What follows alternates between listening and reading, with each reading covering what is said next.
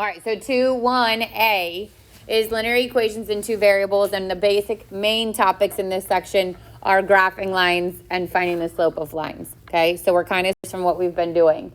The three important formulas you need to know, or formats you need to know for equations of a line, are slope-intercept, okay, which is the one most people remember. That's y equals mx plus b. In that equation, the m represents the slope of a line, and 0b represents the y-intercept. The second one is point slope, which is y minus y1 equals m times x minus x1. In this equation, m is again slope, and this time the point x1, y1 is in there, so you're going to see values for those points. Typically, I would say we plug into point slope to find slope intercept. So we don't normally, it does happen, but it's not as common as slope intercept to leave my answer in that format. And then the last one is standard form. Standard form has both the x and the y on the same sides. There can be no fractions or decimals, and the x has to be positive, okay? So again, typically, like let's say, we're going to eventually get into it in the next ones, but let's say I want to find the equation of a line. I could choose to plug into point slope. So when we're finding the equation, we can choose to plug in point slope or slope intercept. Normally, we would put something out of, so like if it says find the equation in standard form, we put it in standard form. We very rarely plug into standard form, okay? So normally we would plug in one of these to one of those. And then sometimes if the instruction says to get the answer into standard form, we put it in the bottom form. Slope and intercepts. So the slope of a line means a couple of different things. One, the variable is m. We just said that, right? The variable is m. It is the change in y over the change in x. It is referred to as rise over run. And if I have coordinate points, I would find it by doing y2 minus y1 over x2 minus x1. If I wanted to find the x-intercept, where it crosses the x-axis, I would plug 0 in for y. If I wanted to find the y-intercept, which is where it crosses the y-axis, I can either plug 0 in for x, or it's the b if it's already in slope-intercept format.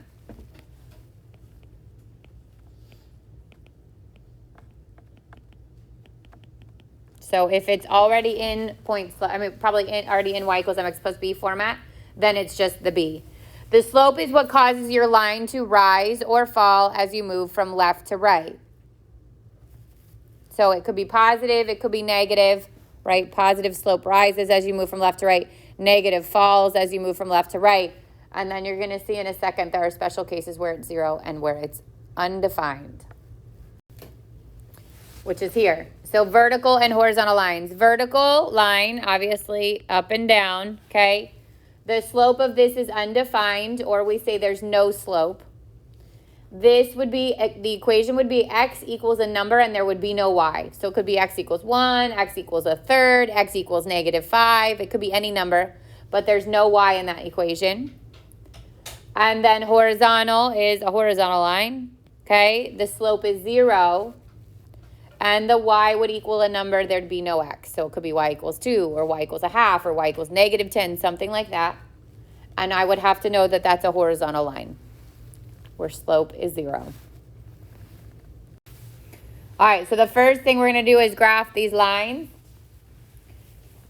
The goal would be able to put them first into y equals mx plus b format if it's not already in there. Step 2 would be to plot the y-intercept, which is the b. And then 3, use the slope to get additional points.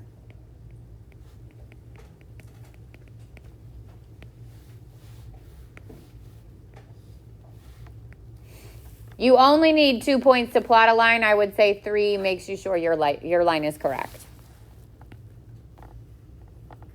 All right, so I'm going to start with number 1 here. Let's make it teal. Okay. Is this already in slope-intercept format?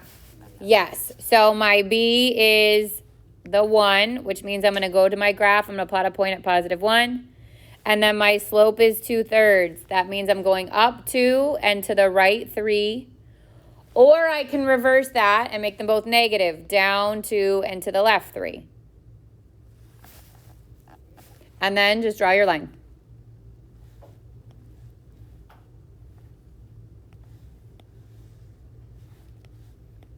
Should have arrows at the end. God bless you.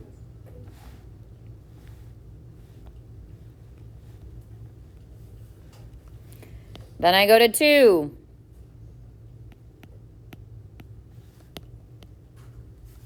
Is 2 already in y equals mx plus b? Yep. What's the b? B is 1. Start at that same first coordinate point. Slope is -4, which would be -4 over 1. So I go down 1, 2, 3, 4, and to the right 1. Or I can go up 1, 2, 3, 4, and left 1.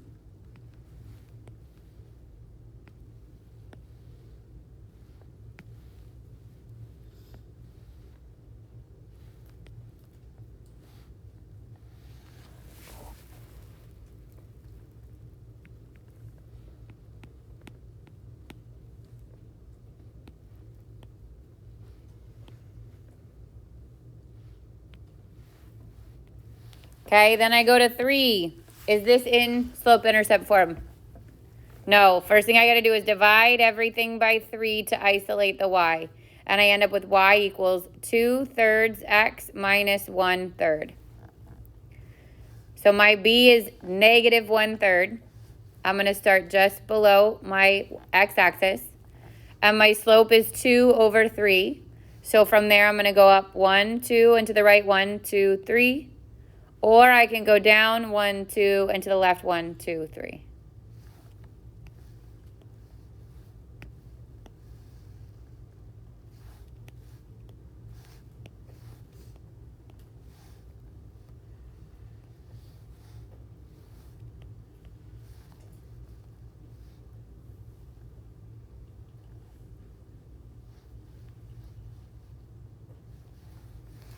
I go to 4.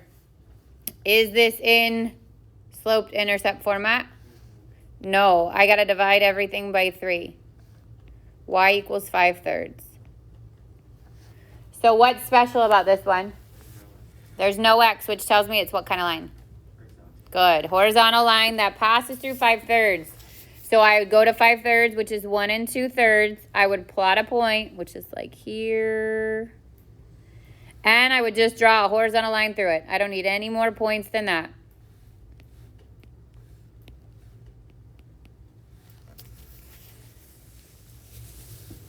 So if you forget, like which one's horizontal and which one's vertical, think about my statement, y equals 5/3. This is telling you no matter what your x value is, your y is always 2/3. So if I continued, or 5/3, if I continued to plot a point with changing of the x, but always keeping it y at 5/3, it ends up being horizontal. So if you have a hard time remembering, okay, some people remember that it's the opposite letter, like if it's the y, it looks like the x-axis. If it's the x, it looks like the y. Whatever trick you use to remember, just stick to it. Okay, and then the last one, not in sloped intercept, but I can't solve for y this time because this is what kind of line? Vertical. So I'm going to divide both sides by 2. I'm going to solve for x. So I'd go to where x is a half, I'd plot a point, and I'd draw a vertical line.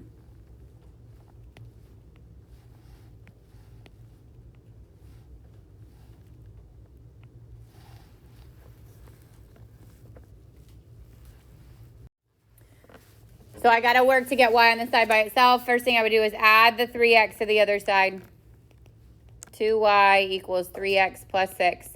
And then divide everything by 2. Y would equal 3/2 x plus 6 over 2, which is 3. Now it's in slope-intercept format. 3 is the b. 3/2 is the m. So I go to my graph. I plot where b is 3. And then my slope is up 1, 2, 3 to the right 2. Or reverse it, down 3 to the left 2.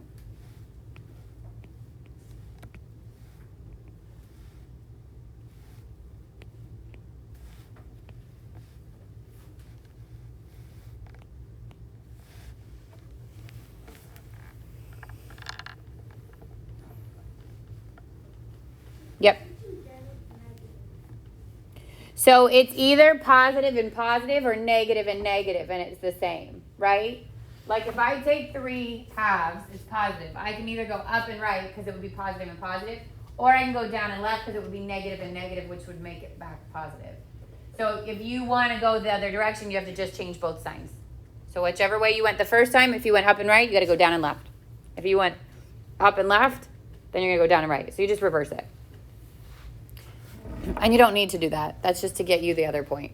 And you're supposed to start when you do like the x, you're supposed to start the point you just put. Yes. Whatever you plotted for the y-intercept, that's where you start. Yes. All right, with number 7, we're going to move the 2y to the left. So it'd be negative 2y minus 3x equals 3. And then move the 3x to the other side. So negative 2y equals 3x plus 3. Divide everything by negative 2. So I get y equals negative 3 halves x minus 3 halves. You could have also just like moved 3 to be over on this side and then divided by 2. You got the same answer. So my b is negative 1.5, which would be here. And my slope is negative 3 halves. So 1, 2, 3, and to the right 2. Or you can reverse it and go up and left. Connect my points. And that's 7. Looking at 8, there's only an x, there's no y. So that tells me this is going to be an x equals equation. So I'm going to add the 1 for x would equal 6, divide by 4. X equals 6/4, which is 3 halves or 1.5. It's a vertical line through 1.5. So I go to 1.5 and I draw a vertical line.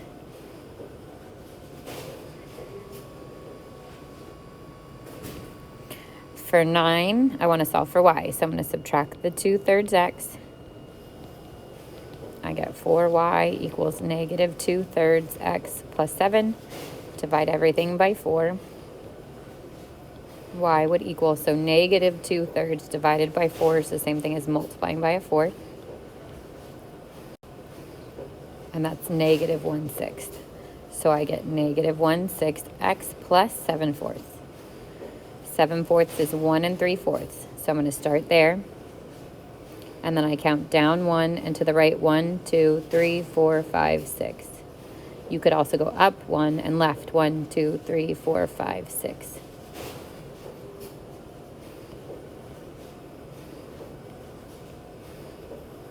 That's 9.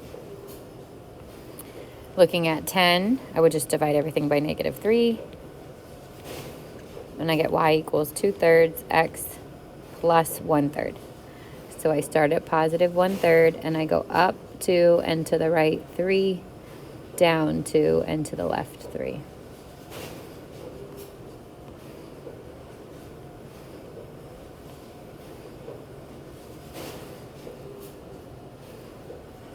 All right, now we're going to find slope. So there's a couple different ways to find slope. One is from your graph. You could literally just count the rise and the run.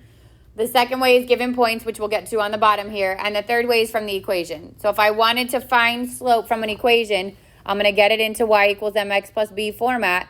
And then whatever's in front of the x, that m, is your slope. So if I look at 11 here, is it in y equals mx plus b format? Yes. What is my slope? 3. And you can either say 3 or 3 over 1. It doesn't matter. I think WebAssign just wants it as 3. But when I go to graph it, it'd be 3 over 1. 12 is not yet solved for y, so that's the first thing I'm going to do, subtract the 1. I'd get 2y equals 6, then divide by 2, and I get y equals 3. What kind of line is this? Horizontal, which means what's my slope? 0. Good. Horizontal. I think the word horizontal actually has O's in it, so horizontal 0. With 13, I've got my points, so I'm going to plug them in to y2 minus y1 over x2 minus x1. It doesn't matter which ones I make the 1s and the 2s as long as within the actual parentheses they're the same. So this could be x1, y1, x2, y2, or I could have totally reversed that. It doesn't matter. So 7 minus 3 over 4 minus 4 is 4 over 0, which is undefined. When you divide by 0, it's undefined.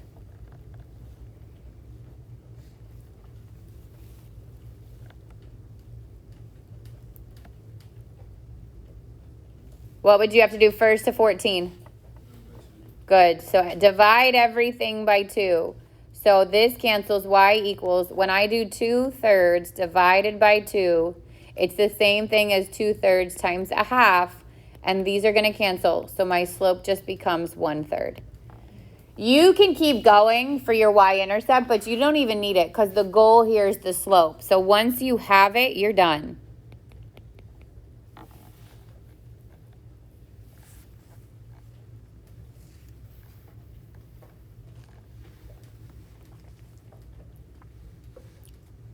One more thing on this slide, and then we'll go, and then I'll do the last one on the video. But, so when you look at this equation, this is in standard form. You can either solve this, you could get it into y equals mx plus b form, or there's a shortcut.